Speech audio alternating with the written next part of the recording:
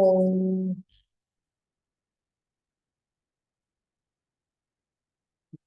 Hello. Yes students, अस्सलाम वालेकुम। कैसे हैं आपको? तबीयत ठीक है? क्या आपको मेरी आवाज आ रही है? 1 4 2 4 9 चैट बॉक्स के जरिए लिख के बताइएगा प्लीज। ओके हम।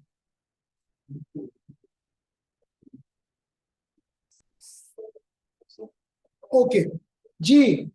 क्या आप लोगों को मेरी आवाज आ रही है? आ रही है, ओके। सो आप मेरे ख्याल से न्यू एंट्री है टुडे। नाम? हैदर। हैदर, क्या करते हैं? पढ़ाई के अलावा? सर ये पूछिए कि क्या नहीं करते हैं। सवाल भी आसान हो जाएगा, जवाब भी आसान हो जाएगा। स्कूलिंग कहाँ की है बेटा? बैकग्राउंड? Very good. और उसके बाद? O levels. Why chartered accountancy? Interest बस? बस? और कोई फील्ड में इंटरेस्ट नहीं? Okay. और इसके अलावा हमारे पास आज एक और आप भी न्यू है। क्या नाम? अफरा। बैकग्राउंड स्कूलिंग वगैरह? Shifted from USA, okay. यहाँ से लोग वहां जा रहे हैं और वहां से यहाँ है, ये ऐसा क्यों है? मतलब एक ही एयरलाइन में लोग जा रहे होंगे, रिव्यू कर रहे होंगे, रिव्यू करके।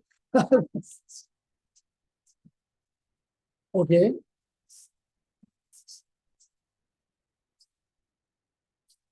It's a father's decision, not yours decision. It was more of a sister's decision. So the father. Okay. So why is chartered accountancy? You were interested in chartered accountancy from the US too, or from the very beginning? So if you would be in US, what would you pursue? CPA. CPA, no? What chartered? No, you would not pursue the chartered accountancy in the US. Why not? In US, this CPA तो worth it more, भाई. Serious? अच्छा ये बताइएगा कि chartered accountancy from Pakistan holds any credibility in US? If you have a degree, if you have, you can get a job easily. So the degree, अगर यहाँ से अगर हम ये ADC बीकॉम वगैरह कर लें तो डायरेक्ट डिग्री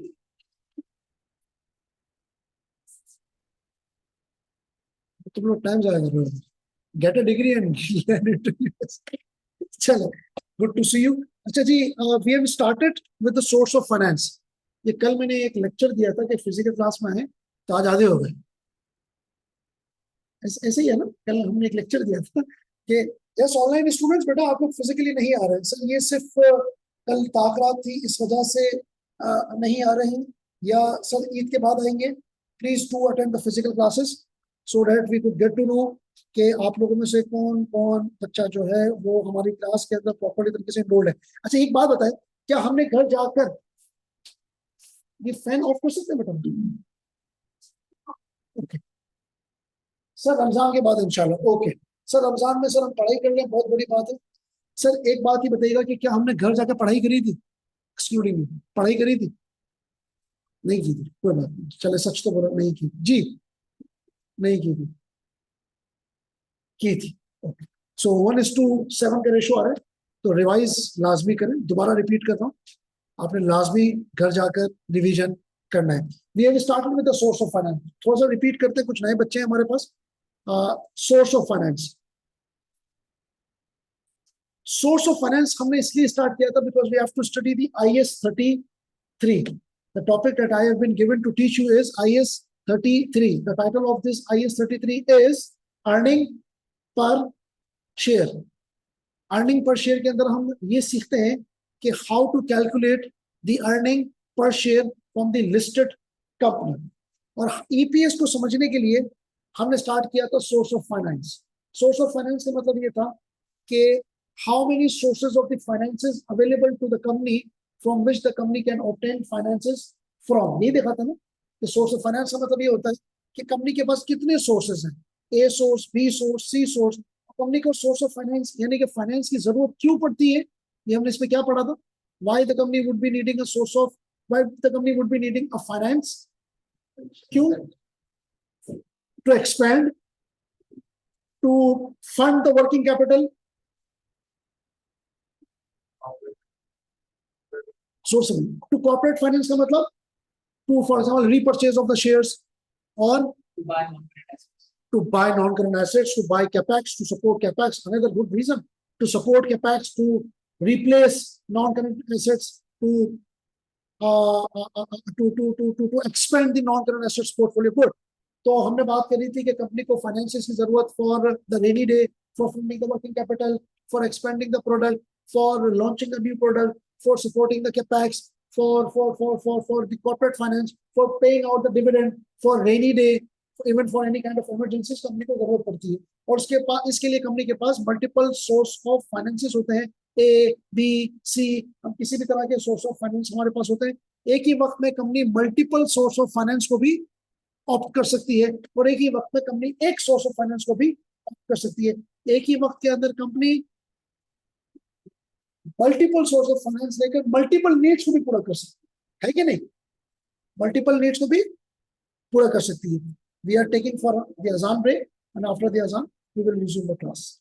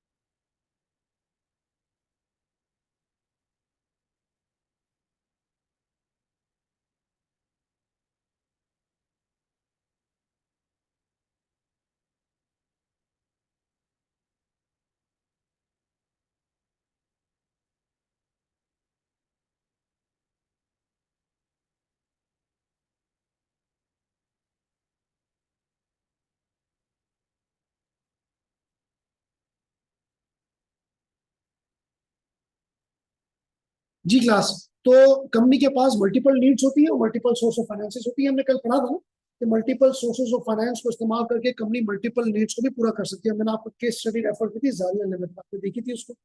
नहीं देखा था सर, अब उसको लाजमी देखिएगा. जारिया लिमिटेड के जरिए हमें पता चलता है कि किस तरीके से कंपनी अपने फाइनेंसेस की एलोकेशन प्रॉपर तरीके से करती है. अच्छा, उसके बाद हमने ये पढ़ा था कि सोर्स ऑफ फाइनेंस के अंदर हमारे पास तीन किस्म की broad source of finance. The one is equity finance, another is debt finance, and third one would be the preference shares. ये हमने तीन किस्म की सोर्स ऑफ फाइनेंस पढ़ी थी कि company equity finance, debt finance या प्रेफरेंस शेयर्स फाइनेंस के जरिए अपना पैसा रेज करके अपनी मल्टीपल नीड्स को पूरा कर सकती है. ऐसा ही मैंने बताया था ना आपको. In which we have discussed the equity finance, debt finance, preference share finance. Preference shares को डिस्कस नहीं किया था, इक्विटी और डेट को डिस्कस किया था. इक्विटी फाइनेंस को हम और क्या कहते हैं? मतलब इक्विटी फाइनेंस जिसके पास होता है, कंपनी अगर इक्विटी फाइनेंस रेज कर रही है तो जिससे इक्विटी फाइनेंस रेज किया जा रहा है उस इन्वेस्टर को हम क्या कहते हैं? Equity holder. उसको हम क्या कहते हैं? Share holder, also known as equity holder. यहां पे लिख लेता हूं मैं, also known as equity holder. मैंने आपको एग्जांपल दी थी कि ये एक कंपनी है और कंपनी के बाद जो मिस्टर ए है, mister A would be known as an investor, also known as share holder, can also be termed as equity holder. जब भी कंपनी इक्विटी फाइनेंस के जरिए पैसा रेज करेगी तो उस सामने वाले बंदे को हम इक्विटी होल्डर कहेंगे. क्यों? क्योंकि उसके पास हमारे क्या होंगे? शेयर्स होंगे. मैंने आपको एग्जांपल दी थी, shares is like a certificate. Like for example, you have paid the fee in Tabanis for getting yourself enrolled in this course, and in return, the Tabani must have given you receipt, must have given to you a kind of the cash receipt as as a confirmation that you have paid the fee in the monies. तो वो जो रसीद होगी, वो जो receipt होगी, kind of fee receipt, ये company के अंदर शेयर सर्टिफिकेट्स होते हैं as a guarantee to the investor that your amount has been invested successfully in the company, and after some particular period of time you can claim that particular amount that has already been invested in a company. तो mister A क्या होगा आपके लिए as investor होगा, जिसको हम equity holder भी कहेंगे और जिसको हम शेयर होल्डर भी कह सकते हैं. वो आपको पेमेंट करेगा, यानी कंपनी को पेमेंट करेगा, तो कंपनी उस पेमेंट के एवज में इन रिटर्न कंपनी क्या देगी, उसको रिटर्न देगी. जेनेरिक टर्म है रिटर्न, लेकिन इक्विटी फाइनेंस जब भी कंपनी ऑब्टेन करती है, कंपनी इक्विटी फाइनेंस के जरिए पैसा ऑब्टेन करती है, तो स्पेसिफिक टर्म क्या होती है, डिविडेंड. हम क्या देते हैं, डिविडेंड, बतौर प्रॉफिट उसको हम जो अमाउंट देते हैं उसको हम डिविडेंड कहते हैं. जेनेरिक टर्म रिटर्न है, लेकिन अगर हम उसको मैं बात करूं कि इक्विटी फाइनेंस के जरिए पैसा रेज हुआ है, तो मैं उसको क्या दूंगा, डिविडेंड. इन अदर वर्ड्स अगर फॉर एग्जाम्पल और स्पेसिफिक इसको कर लें, तो अगर रुपीज 1 लाख अगर मिस्टर ए ने कंपनी के अंदर इन्वेस्टमेंट की, मिस्टर ए ने कंपनी के अंदर इन्वेस्टमेंट करी और 10% कंपनी ने कमिट किया कि मैं आपको 10% के हिसाब से रिटर्न दूंगा, तो साल के अंदर कितना रिटर्न हुआ, 1 lakh multiply by 10% would be equal to 10,000. तो 10,000 का जो रिटर्न होगा रुपीज 10,000 का जो रिटर्न होगा वो कंपनी की तरफ से मिस्टर ए को दिया जाएगा. इस 10,000 को मैं डिविडेंड कहूंगा, नॉट 1,10,000.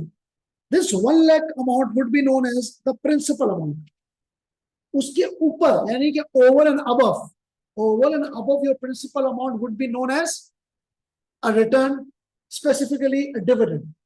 समझ आती बात की नहीं होती, a dividend, a profit amount जो उसको दिया जाएगा. 1,10,000 को डिविडेंड नहीं कहूंगा. 1 lakh amount would be the principal amount, that is the original amount invested in the company. लेकिन ये जो 10,000 है would be known as a dividend that would be paid by the company to mister A as the profit over and above the principal amount. This is clear? Online students बेटा समझ में आती है कि नहीं आती? 140 240. अच्छा, अगर कंपनी डेट फाइनेंस के जरिए पैसा रेज करती है, तो I have told you that against the finance the company will issue the DC known as debt certificate. issue नहीं कर देना, debt certificate, DEBT. A debt certificate would be issued by the company to Mr. A being an investor in the company. अच्छा, इस investor को, इस मैंने आपको बताया था, इस इन्वेस्टर को मिस्टर बी को मैं क्या कहूंगा, a debt holder. Specifically a debt holder. Investor is a generic term, a debt holder. तो उस डेट होल्डर को जो कंपनी रिटर्न में देगी उसको हम जेनेरिक टर्म रिटर्न कहेंगे, लेकिन स्पेसिफिक टर्म क्या होगा, इंटरेस्ट. सेम केस अगर मैं यहाँ पे लगाऊं कि भाई अगर 1 लाख मिस्टर बी ने कंपनी में इन्वेस्टमेंट किए against the DC, that is the debt certificate, और कंपनी ने मिस्टर बी को कमिट किया 10%, तो इस 10% का जो अमाउंट निकलेगा that would be 10,000 and it would be known as the interest and not the dividend. हालांकि ये भी ओवर एंड अबव अमाउंट है, ये भी 10,000 की ही की अमाउंट है, इसका परसेंटेज भी सेम है, इवन कंपनी भी सेम है, इवन इन्वेस्टर भी सेम है, लेकिन हम उसको इंटरेस्ट कहेंगे. क्योंकि इंटरेस्ट इसलिए कहेंगे क्योंकि ये डेट फाइनेंस के जरिए जो पैसा रेज किया जाएगा उसको हम इंटरेस्ट कहेंगे. इक्विटी फाइनेंस के जरिए जो पैसा रेज किया जाएगा उसको हम क्या कहेंगे, डिविडेंड. यहां तक कोई मसला है तो बताइए. We have discussed most of the part in the previous class. Any issue? आप नए हो, आपको कोई इशू किसी भी हिसाब से? ऑनलाइन स्टूडेंट्स कोई इशू है तो मुझे बताएं. सर ये समझ आती है?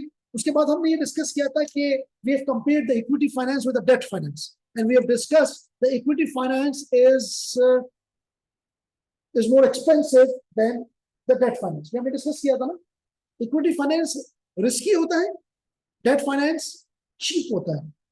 Sorry, debt finance less risky होता है, और इसी वजह से इक्विटी फाइनेंस एक्सपेंसिव होता है और डेट फाइनेंस चीप होता है. क्लियर बात?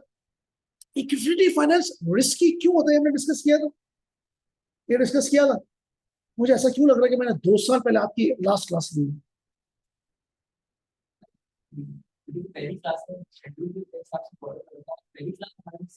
सेकंड क्लास नहीं, हमारी पहली क्लास कल हो चुकी है, ये कल हम सब डिस्कस कर चुके हैं. नहीं, दिस इज B2.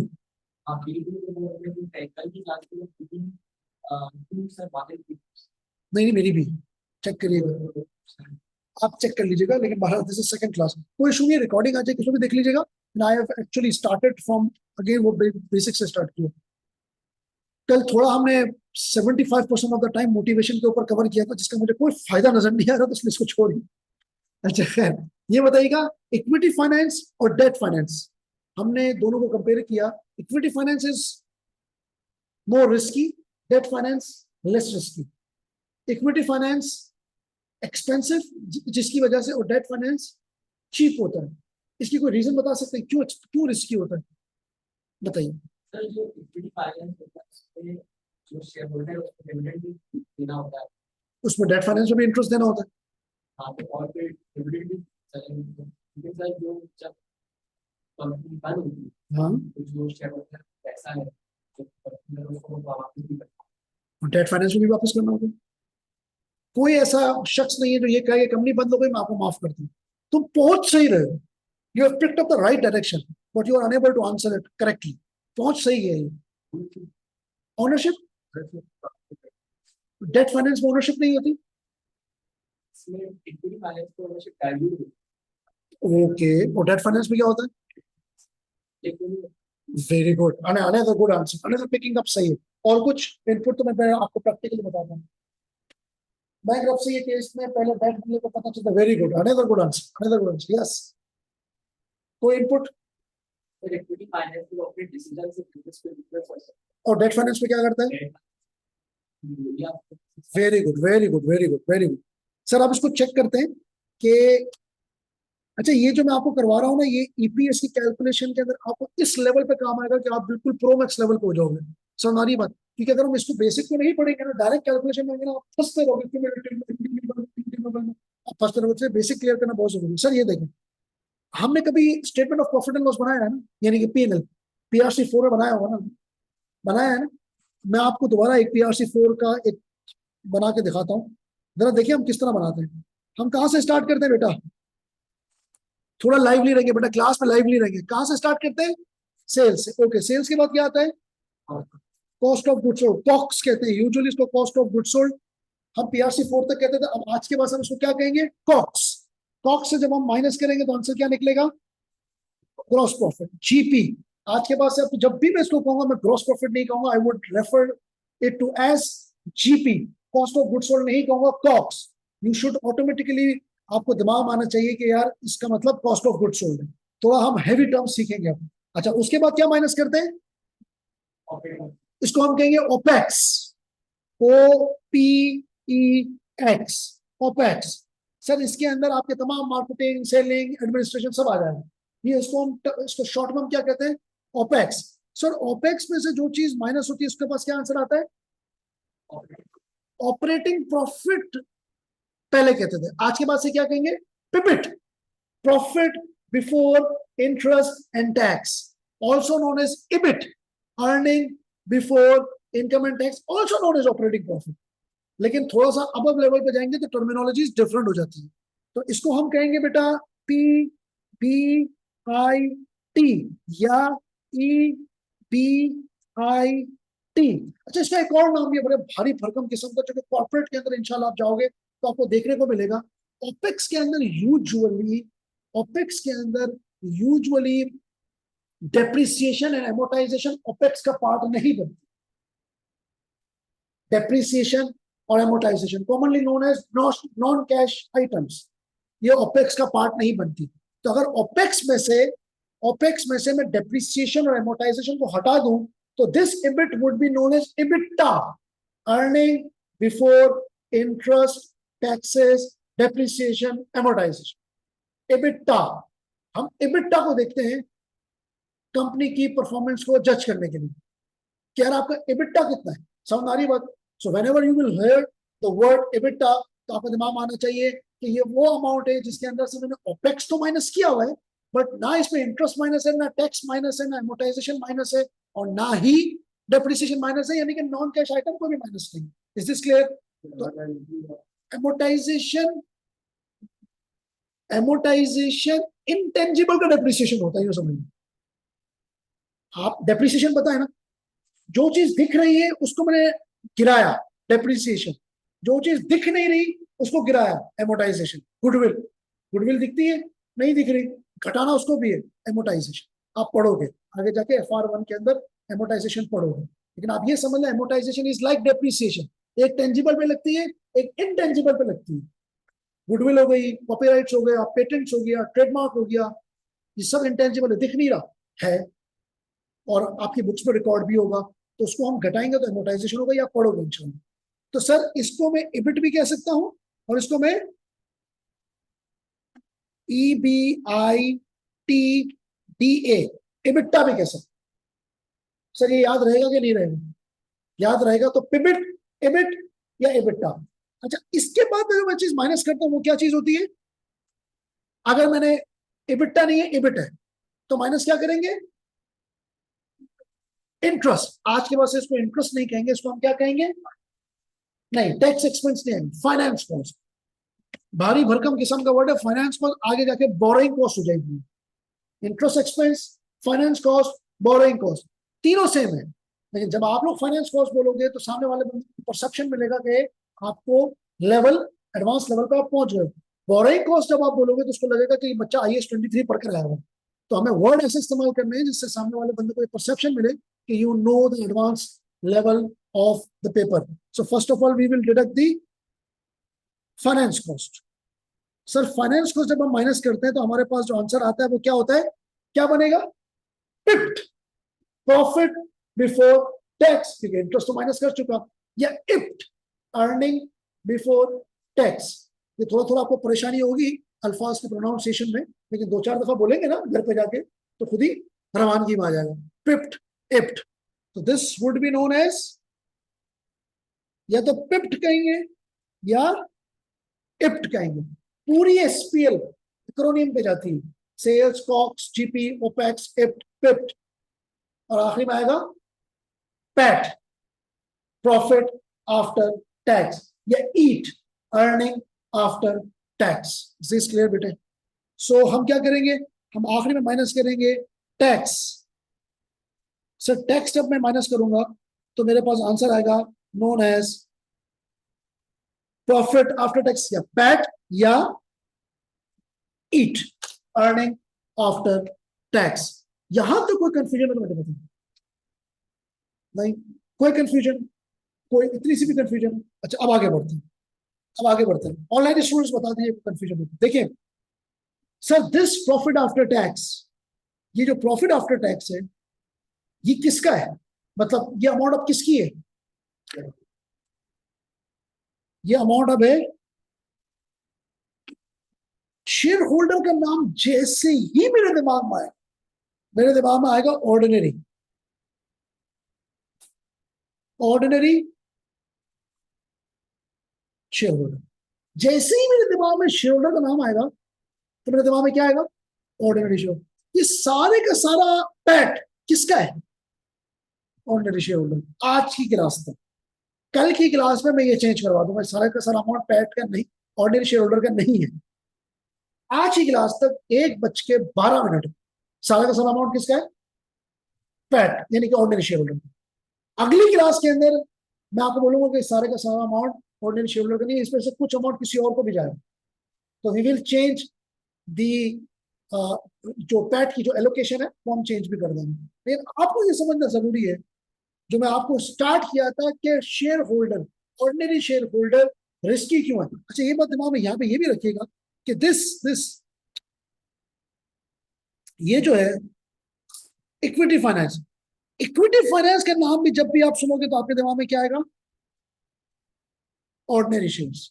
जब भी इक्विटी फाइनेंस का दिमाग में सुनोगे तो ordinary, ordinary, ordinary share holder, ordinary shares, equity finance, equity holder, dividend, ये तमाम नाम आपके नाम साथ आने चाहिए।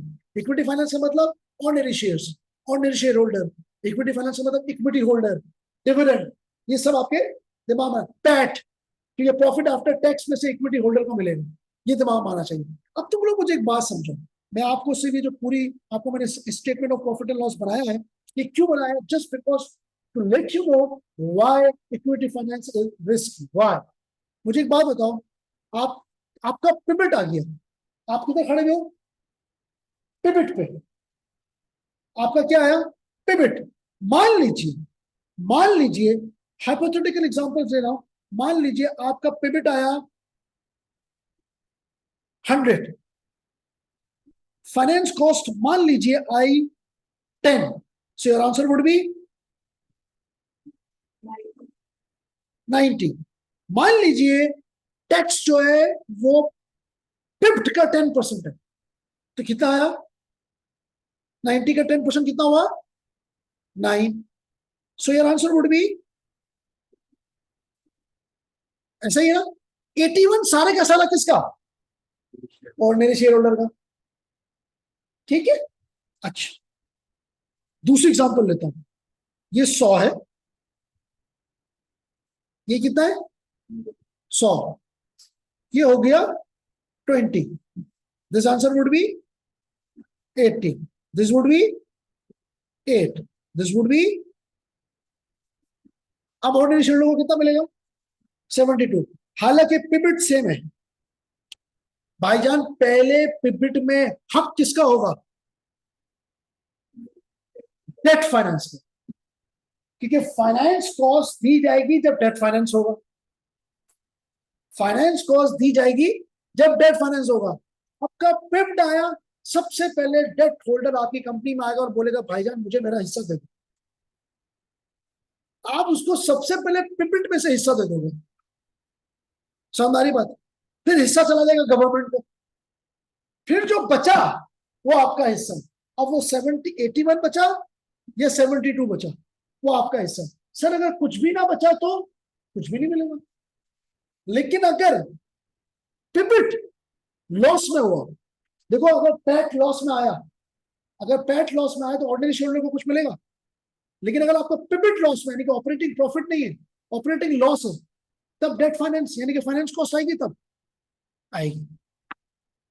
अगर आपका बिजनेस ऑपरेटिंग लॉस भी रिपोर्ट कर रहा है तब भी आपको डेट फाइनेंस वाला बोलेगा भाईजान मुझे आपके लॉस से कोई लेना देना नहीं है, because I don't have ownership in your company, you have not diluted the ownership for me. मैं पार्टनर थोड़ी हूं आपके बिजनेस में, I would be needing my money even if you are at loss. But ordinary share holder को company बोल सकती है कि भाईजान since we are at loss so we can not give you your share. Even company profitable में होगी तब भी ऑर्डिनरी शेयर होल्डर को बोल सकती है कि हम डिविडेंड ऑफर नहीं करते, इवन प्रॉफिटेबल में है तब भी नहीं कर सकते। तो लॉस में तो बिल्कुल, लॉस में तो बहाना मिल गया। इवन प्रॉफिटेबल में है तब भी बोलते कि नहीं देते, हमारी मर्जी। कंपनी एक्ट के अंदर कंपनी के पास ये पावर है कि even if you are at profit the company is at liberty not to announce dividend to the share holder. नहीं समझ आती बात? समझ नहीं? देखिए सर ये प्रॉफिट में है, 81 प्रॉफिट है, 72 प्रॉफिट है, मैं कंपनी हूं, मेरे शेयर होल्डर, आप मेरे पास आए सर 81 आपको प्रॉफिट हुआ है ना, आप हमें डिविडेंड अनाउंस करिए, यानी मैं आपको इस प्रॉफिट में से कुछ अमाउंट दूं, चूंकि आपका पैसा लगा हुआ है ना, मैं कहता हूं नहीं देता, so you can not sue against me. आप मुझ पर केस फाइल नहीं कर सकते क्योंकि कंपनी लॉ मुझे, कानून मुझे ये राइट देता है कि अगर कंपनी प्रॉफिटेबल में होगी तब भी कंपनी डिविडेंड अनाउंस ना करे, ये उसकी मर्जी है। हालांकि प्रॉफिटेबल, मैं प्रॉफिटेबल हूं ना, मैं 81 में से आपको कुछ हिस्सा दे सकता हूं ना, लेकिन अगर मैं आपको नहीं देता हूं तो you can not sue me, you can not file a case against me. आप मुझे सू नहीं कर सकते क्योंकि कंपनी के पास, मेरे पास राइट है कि मैं आपको ना देना चाहूं तो मर्जी। यूजुअली कंपनी के पास रीजन क्या होती है, मतलब बदमाशी नहीं चलती, लेकिन यूजुअली रीजन क्या होती है कि सर हम आपको इसलिए डिविडेंड नहीं दे रहे क्योंकि आप ही का पैसा, ये 81 को हम क्या करेंगे, री इन्वेस्ट कर देंगे। जब री इन्वेस्ट करेंगे तो प्रॉफिट और बढ़ेगा, जब प्रॉफिट और बढ़ेगा तो मार्केट के अंदर आप ही की शेयर प्राइस और बढ़ जाएगी, तो आपको क्या मिलेगा, शेयर प्राइस के अंदर कैपिटल एप्रिसिएशन मिलेगी। So since we are reinvesting your profit to the into the kind of some profitable projects, तो कि जिसका अल्टीमेटली इंपैक्ट शेयर प्राइस पे पड़ेगा, इसलिए हम आपको डिविडेंड फौरी तौर पे नहीं दे पा रहे। लेकिन अगर कंपनी नुकसान में होगी तो कंपनी के पास तो एक बिल्कुल ओपन रीजन है कि सर हम इसलिए नहीं दे पा रहे क्योंकि नुकसान। समझ आती है बात की नहीं आती? कहीं फंस रहे हो, ये दिमाग में रखिएगा। लेकिन जो डेट फाइनेंस होगा, ये जो फाइनेंस कॉस्ट है, जो कि डेट फाइनेंस के जरिए निकलेगी, क्योंकि इंटरेस्ट है ना। ये कानून में इसके पास राइट है कि इवन तुम खत्म भी हो जाओ, लिक्विडेट भी हो जाओ, जैसे इस बच्चे ने कहा लिक्विडेट भी हो जाओ, खत्म भी हो जाओ, आखिर में तुम्हारे पास सिर्फ ये टेबल बची है, इसको बेच के भी जो पहला पैसा आएगा वो किसका होगा? Debt holder. ये कानून में किसके पास राइट, किसको किसको राइट दिया गया है? कंपनी को। नहीं समझ आती है ये, आई कि नहीं है? तो अब आप मुझे बताओ, इक्विटी होल्डर सेफ है या डेट होल्डर सेफ है? रिस्की कौन है, डेट या इक्विटी? रिस्की तो लेस रिस्की कौन हुआ? अब मुझे एक बात बताओ, आप लोग इक्विटी होल्डर हो, ये सारे डेट होल्डर है, मैं कंपनी हूं, समझिएगा, आप सारे डेट होल्डर हो, ये कौन है? Equity holder. ये रिस्की पोजीशन में है, क्योंकि मैं तो प्रॉफिट में से भी हिस्सा नहीं दूंगा, मेरी मर्जी होगी तो, और तुम लोगों को किस में से हिस्सा मिलेगा? नुकसान में से मिलेगा। तुम लोग सेफ, ये लोग सेफ नहीं है। अब चूंकि ये लोग सेफ नहीं है, तो they will be demanding more money from me, higher the risk higher the return. ये पेन ज्यादा ले रहे हैं, ये कहेगा सर हम आपकी कंपनी में इतना बड़ा रिस्क ले रहे हैं कि आप प्रॉफिटेबल हो तब भी आप अनाउंस ना करो, लेकिन जब भी अनाउंस करोगे तो हमें इतना इतना बड़ा पाए का हिस्सा चाहिए। समझ आ रही है नहीं? आप लोग बोल सकते हो मुझे कि सर हमें हिस्सा चाहिए, मैं कहूँगा काहे का हिस्सा भाई, तुम्हें नुकसान में भी तुम्हें दे रहा हूँ, और सबसे बड़ी बात प्रायोरिटी भी तुम्हें, तुम पिपिट में से ले रहे हो, ये बेचारे पेट में से भी नहीं ले पा रहे। समझ आती बात? तो आप लोग सेफ हो, आप लोग लेस रिस्की हो, इसीलिए आप लोग चीप हो। मैं आपको बोलूंगा भाईजान, मैं आपको सिर्फ 2% दूंगा, सेफ भी तो हो ना। इनको मैं बोलूंगा भाई 10%, 12%, 15%, 18%, इनको डबल डिजिट में मिल रहा होगा, क्योंकि ये रिस्क ले रहे हैं, ये सेफ नहीं है। इवन कंपनी बंद भी हो जाएगी, सबसे पहले किसको मिलेगा? इनको मिलेगा। उसके बाद कुछ बच गया तो इनका, नहीं बचा तो अल्लाह अल्लाह। समझ आ रही बात की नहीं आ रही? अब कोई सवाल उठ रहा है दिमाग में? उठ रहा है कोई दिमाग में सवाल? उठना चाहिए ना। ये कंपनी की भी रिस्की और नॉन रिस्की कौन होगा, ये तो हम इंडिविजुअल की बात हो रही सही है। है। आपके लिए कौन रिस्की होगा और कौन ये नहीं, मतलब कंपनी के एंगल से तो बता रहा हूँ आपको। ये तो हमारे एंगल से। नहीं, कंपनी के एंगल से भी होगा ना। तुम मुझे एक बात बताओ, तुम रिस्की हो तो तुम महंगा डिमांड करोगे, तो मेरे लिए तो एक्सपेंसिव होगा ना, मेरे लिए एक्सपेंसिव होगा ना। फिर लॉस हो रहा है तो फिर आप नहीं भी दे लॉस हो रहा है तो नहीं दे रहे। नहीं, लेकिन अगर लॉस हो रहा है, देखो, अगर लॉस हो रहा है मैं आपको नहीं दे रहा हूं, लेकिन उस पैसे का मैं क्या कर रहा हूँ? खुद तो नहीं खा सकता ना। I have to prove that your amount that has not been given to you is being invested in some particular profitable projects. That's what I have to show. Company structure है, in which the director is also the employee of the company. So they are supposed to prove कि अगर मैं आपको पैसे नहीं दे रहा तो मैं आपके पैसे को कोई प्रॉफिटेबल प्रोजेक्ट में इन्वेस्ट कर रहा हूँ। Are you getting my point? तो ऐसा नहीं कि बर्डन ऑफ प्रूफ कंपनी पे नहीं है, अगर मैं नहीं दे रहा तो मेरे पास शो करना है मुझे। ये क्लियर हुई बात की नहीं हुई? अब इसमें एक सवाल, तुम इक्विटी होल्डर थे, ये डेट, तुम इक्विटी होल्डर हो क्यों जब तुम्हें ऑपरेशंस के अंदर में से भी, पिवट में से भी हिस्सा नहीं मिल रहा, पैट से भी तुम्हें मेरी मर्जी है, कंपनी बंद भी हो गई तब भी तुम्हारी जो है, तो तुम्हें नहीं लगता कि मैं डेट पे ना आ जाऊं, मैं इस कुर्सी पे ना आ जाऊं? रिटर्न ज्यादा, समझ आ रही बात? रिटर्न ज्यादा है सर, रिटर्न तो अगर होगा तब है ना भाई, जब भी होगा रिटर्न ज्यादा है। फॉर एग्जाम्पल इनको 2% में दे रहा हूं, 5 साल में कितना दिया? 2%, 2%, 2%, 2%, 2%, 5 साल में कितना दिया? 10% दे दिया। आपको मैं पहले साल कुछ नहीं देता, दूसरे साल भी नहीं देता, तीसरे साल भी नहीं देता, चौथे साल भी नहीं देता, 5वें साल देता हूँ 20%। कौन ज्यादा होगा? साधारण 5 साल तो कुछ भी नहीं दिया, 5वें साल प्रॉफिट हो गया, कंपनी ने अनाउंस कर दिया आपको 20% बेनिफिट हो गया, ये अभी भी 10% है, 5 साल बाद आप डबल हो गए। You are like a bamboo tree जिसकी ग्रोथ नजर नहीं आ रही होती पर वो शूट करती है। Is this clear? That's why equity holder has its own value. आप लोग एग्रेसिव नेचर के हो, आपको दिल होता है रिस्क लेने का, रिस्क वेंचर का आपको अच्छा लगता है। ये डेट होल्डर्स हैं, they would like to play safe, they are safer, that's why they are cheap। तुम लोगों को अगर यहां से ये समझ में आया स्टेटमेंट से कि नहीं आया? जैसे अभी आपने बात की कि डिविडेंड देना जो है कंपनी के ऊपर मैंडेटरी नहीं है। जी बेटा, कंपनी को जी मर्जी जी है कि जी। मैंने एक तरह सुना इसके डिविडेंड के जो टैक्स रेट है वो बहुत हाई है यूजुअली। तो शेयर होल्डर्स अगर कंपनी, क्या ये पॉसिबल है कि एक कंपनी जो है वो डिविडेंड दे शेयर होल्डर को, और शेयर होल्डर डिविडेंड देने से खुद ही इनकार करे? वो बोले क्या अभी डिविडेंड नहीं दो, क्योंकि मैं डिविडेंड दूंगा, मैं 100% दे दूँ, सिर्फ 30% अगर टैक्स दे दो तो 70% मेरी जेब में जाता है। इससे बेहतर ये है कि आप खुद ही मुझे पैसा मत दो, वो खुद ही मना करो। और वो बोल रहा है कि सारे के सारा पैसा कंपनी में इन्वेस्ट करो, और जब शेयर प्राइस बढ़ेगी तो जहां मैं 70% दे रहा था, अब मैं 100% से ज्यादा, अगर 50% भी बढ़ है तो मैं 50% दूँ। ओके, ऐसा हो मैं बताता हूँ, जस्ट मुझे एक सेकंड दीजिएगा। क्लास यहां तक हमने ऑनलाइन स्टूडेंट से पूछा, यहां तक जो हमने पढ़ा। अच्छा, एक और महक का भी सवाल, महक मैं आपको जवाब देता हूँ। यहां तक हमने जो पढ़ा, इसमें कोई प्रॉब्लम है? इसमें अभी तक तो कोई प्रॉब्लम नहीं है जो हमने पढ़ा।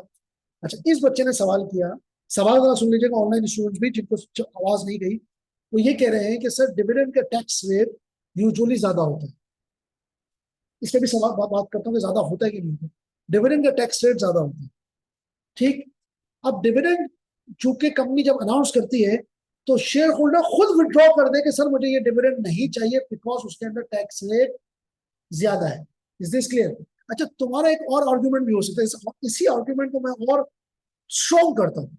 वो स्ट्रॉन्ग क्या करता हूँ, इसको देखे जरा। कंपनी में पैसा किसका लगा हुआ है? समझ लो ये कंपनी का शेयर होल्डर है, कंपनी में पैसा किसका लगा हुआ है? इसका लगा हुआ है। कंपनी सेल जो क्रिएट करी, इसमें ये जो सेल क्रिएट करी, किसके पैसों से करी? इसके पैसों से करी, की कि नहीं की? कंपनी में इसका पैसा लगा हुआ है। कंपनी ने प्रॉफिट कमाया, किसके पैसों का कमाया? इसी के पैसों का कमाया। कंपनी ने डिविडेंड जो दिया, उसके पैसों से सेल और प्रॉफिट आया, और उसके बाद इसमें प्रॉफिट दिया कंपनी ने। इसका आर्ग्यूमेंट ये वाला कि सर डिविडेंड पे टैक्स ज्यादा है तो मैं विड्रॉ कर जाऊं, इसका आर्ग्यूमेंट ये भी हो सकता है। ये मतलब एक और आर्ग्यूमेंट है कि भाई मैं अपने ही पैसों में एक दफा टैक्स दे चुका हूं, मेरे ही पैसों में मैं एक दफा टैक्स दे चुका हूं, तो मेरा ही पैसा मुझे वापस देकर तुम्हारा टैक्स डाल रहे हो। This is called double taxation.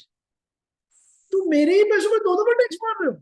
और जब घर में पैसे लेकर किया तो हाथ में कुछ आया ही नहीं, सारा फैमिली ले गई, तो मैंने गवर्नमेंट वो बीवी बच्चों को बचा के मेरे पास, समझ आ रही? तो this is known as double taxation, यानी कि ज्यादती के ऊपर ज्यादती। तो आपका एक आर्गुमेंट और भी वैलिड होगा। इसके दोनों का आंसर क्या है? सर पाकिस्तान स्टॉक एक्सचेंज के अंदर, पाकिस्तानी कंपनी के अंदर भी डबल टैक्सेशन लगता है, टंकी की जोड़ में।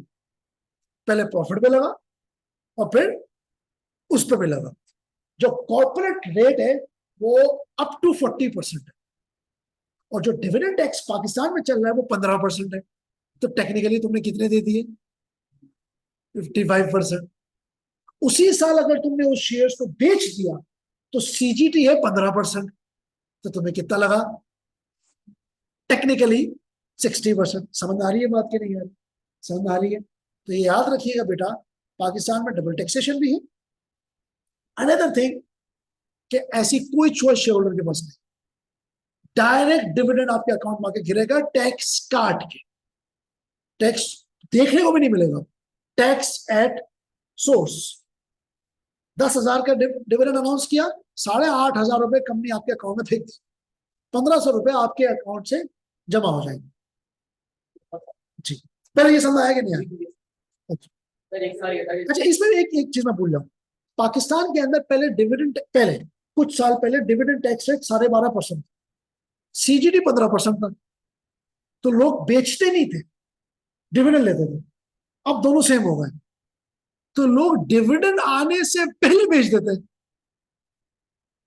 नहीं समझाइए, खुद कैलकुलेट करते हैं कि डिविडेंड तो इतना मिलने वाला है, शेयर प्राइस बढ़ गई है, तो rather than claiming the dividend and paying the 10-15% tax to the government, what we are supposed to do is to sell the shares in the market before the company announce a dividend. तो इस तरह की बहुत सारी technique, loop hole, सारी चीजें आप taxation में पढ़ोगे। जी बताइए सवाल। सर जैसे अगर कंपनी ने लॉस, हमें ये पता है कि ऐसा लगता है कि हम जो अपनी फाइनेंशियल स्टेटमेंट सर्वे करते हैं वो अक्टूबर में करते हैं। तो हम से हमने पढ़ा था कि तो अब जो पैसा है profit after tax, this is accrual, accrual है। फाइनल कंपनी का जो प्रॉफिट आ रहा है वो आ रहा है नेट एसेट, और कंपनी के जो बैंक अकाउंट में पैसा पड़ा है वो पड़ा है 30,000 पड़ा है। कंपनी के जो बैंक अकाउंट में पैसा पड़ा है 30,000 पड़ा, कंपनी का जो इससे प्रॉफिट आया हुआ है 50,000। तो अब सवाल ये है टेक्निकली कंपनी डिविडेंड पे कितना कर सकती है? डिविडेंड डिविडेंड अगर कंपनी पे डिविडेंड अगर कंपनी पे कर सकता है, जैसे as per the available cash, as per the available cash नहीं, आप यूं सोचो, इसको और कॉम्प्लेक्स करो, लॉस कंपनी लॉस में आ रहा है, कंपनी नहीं कम पे नहीं कर सकती, क्यों नहीं पे कर सकती? क्योंकि सर एंट्री क्या नहीं, एंट्री छोड़ो, कंपनी नुकसान में है, 10,000 नुकसान है।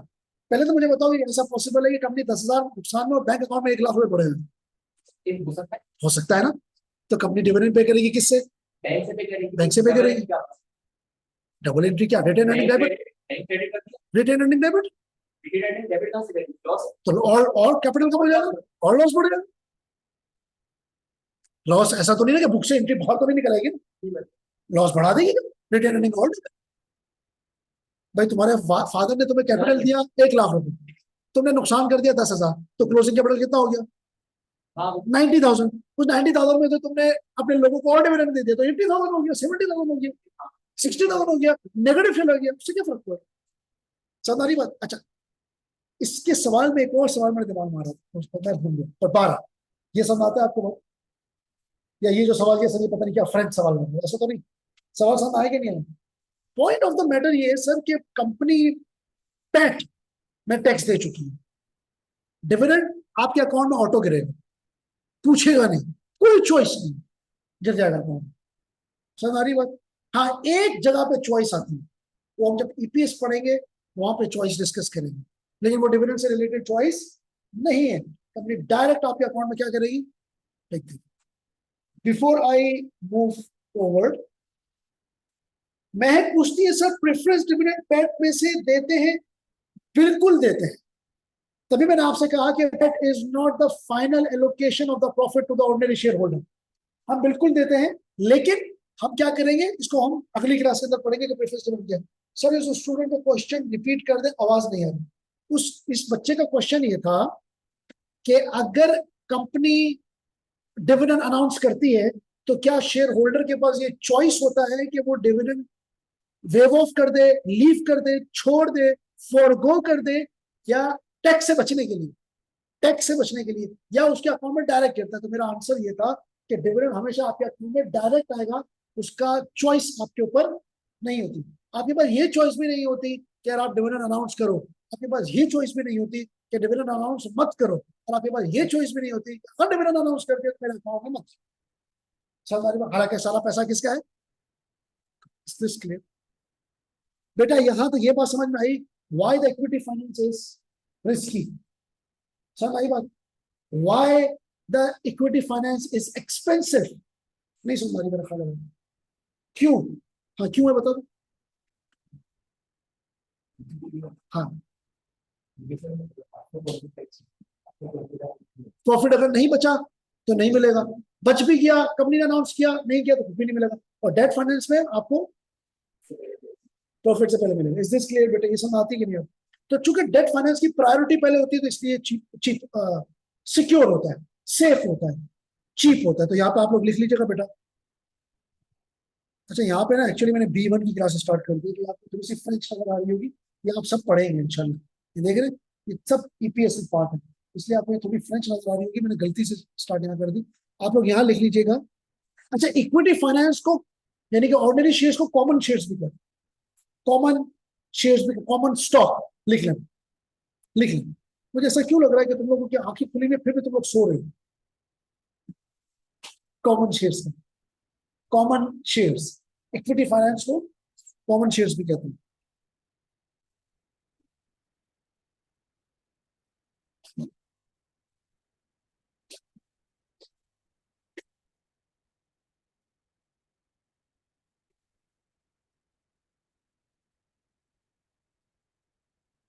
अच्छा, मैंने आपको कल एक टर्म लिखवाई थी कि इक्विटी फाइनेंस टैक्स डिडक्टेबल नहीं होता, इसको भी देख लेते हैं। ये लिखवाई थी ना, लिखवाई थी ना? आप इधर दो, यहीं से समझते हैं।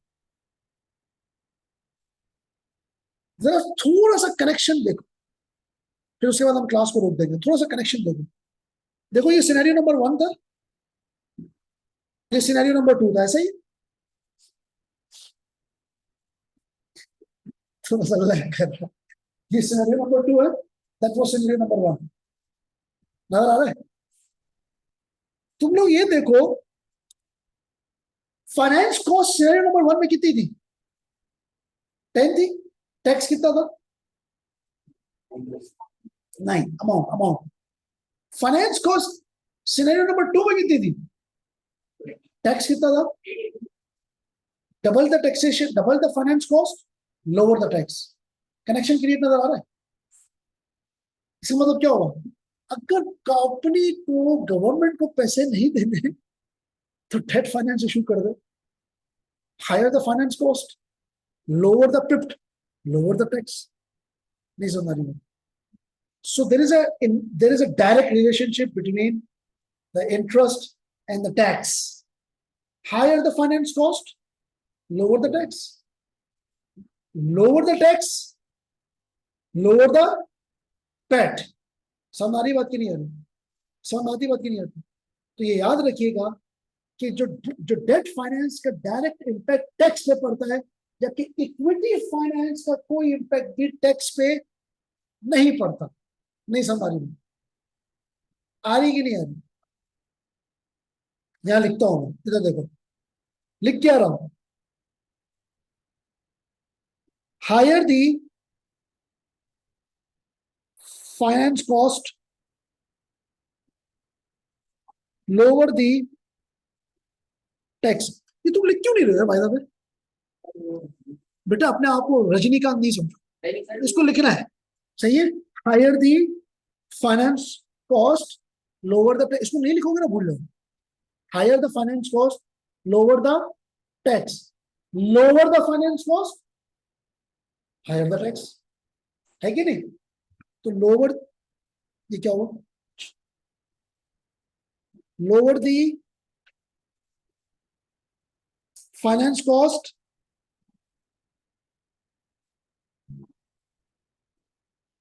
Higher the tax. बेटा ये बात समझ आती है? सो लूपहोल क्या है? If I would like to pay less tax to the government in the current year, what I would do? Issue the debt finance, create a debt holder, give them the interest, higher the interest, lower the tax. And I would be actually having an excuse कि मेरे पास चूंकि PAT ही कम आया है, तो मैं आपको भी कैसे दे सकता हूँ? शेयर होल्डर को देने के लिए भी एक्सक्यूज है ना? तो ये आपको लूप होल दिमाग में रखना। ये लूप होल नहीं है एक्चुअली, इसका इम्पैक्ट ईपीएससी कैलकुलेशन में आएगा। Is this clear? Is this clear या नहीं? अच्छा, अब एक टेक्निकल एक बात खाली सुचवा के जा रहा हूं। सिनेरियो नंबर 1 के अंदर बेटा तुमने टैक्स कितना पे किया? फाइनेंस कॉस्ट कितनी पे की?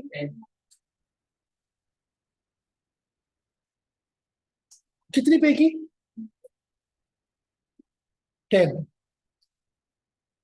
टैक्स रेट कितना था?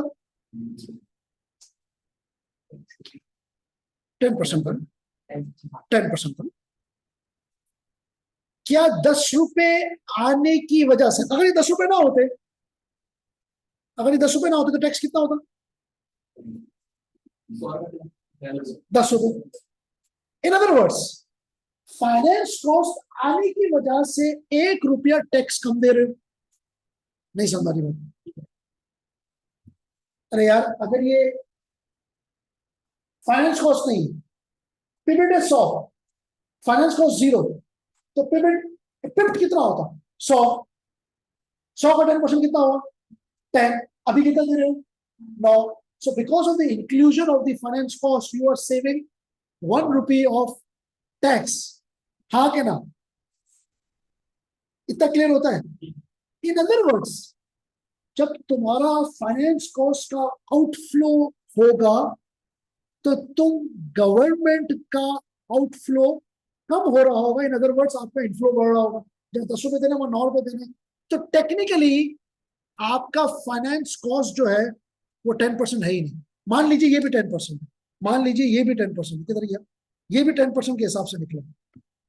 तो अब आप टेक्निकली देखोगे तो आप क्या करोगे? 10% of the finance cost multiply by 1 minus tax rate, which in other words, इसका मतलब ये हुआ 10%, 1 minus 10 tax rate is 10%, इसका मतलब 10% multiply by 90%. In other words, आपकी फाइनेंस कॉस्ट 9% है, 10% नहीं है। क्यों? क्योंकि इसकी वजह से तुमने टैक्स रेट भी बचाया। नहीं समझ में, ये इतनी आराम से समझ में भी नहीं आएगी। इसके लिए तुम्हारी इफ्तारी का होना जरूरी है, तुम्हारा फ्रेश होना जरूरी है, क्लास में टाइम कम से कम 2-3 घंटे हो, अटेंडेंस हो 2-3 साल की, तब जाके ये समझ में। अभी तो सर रोजे में कहाँ समझ में, ये थोड़ा बहुत क्लियर हुआ, इफ्तारी के बाद हो जाएगा। क्यों चेहरे पे 12 क्यों बज रहे हैं भाई? आखिरी कॉन्सेप्ट क्लियर नहीं। तुम टेक्निकली एक बात सोचो, किसी पैसों के देने की वजह से तुम्हारे कुछ पैसे बच रहे हैं, तो टेक्निकली तो तुमने वो पैसे भी उतने नहीं दिए। देखो 10% में फाइनेंस कॉस्ट बेयर कर 10%, जिसकी वजह से मेरा 1 रुपया टैक्स में बच रहा है, तो टेक्निकली तो मैंने 10% तो दिया ही नहीं ना, मैंने तो 9% दिया, वो 1 रुपया बचा है, नेट ऑफ कर दो। एक्चुअली तो this is net of, the way of netting of is this. नहीं समझ रही? फॉर एग्जाम्पल 10% फाइनेंस कॉस्ट है, 30% टैक्स रेट है। 10% फाइनेंस कॉस्ट है, 30% टैक्स रेट है, तो बताओ इफेक्टिव फाइनेंस कॉस्ट कितनी है?